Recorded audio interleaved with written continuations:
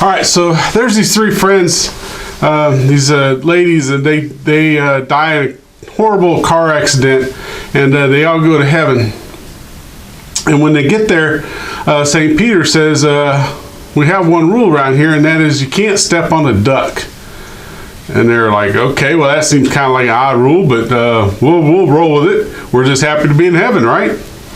So they go off and they're exploring heaven, and they realize these ducks are everywhere, man. There's just thousands and thousands of ducks no matter where you look, and they're always under feet, and it's really hard not to step on one. And sure enough, the first lady steps on a duck, and St. Peter shows up with the ugliest mane you've ever seen in your life, and he says, your penalty for stepping on that duck is to be chained to this ugly guy for the rest of eternity.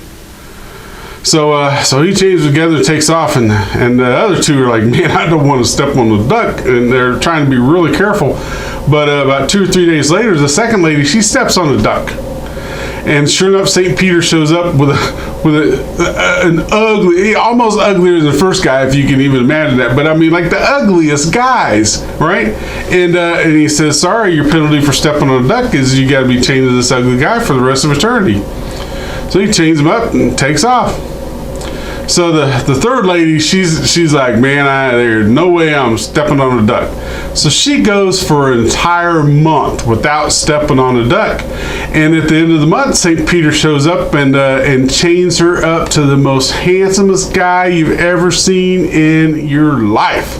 I mean, he's just gorgeous.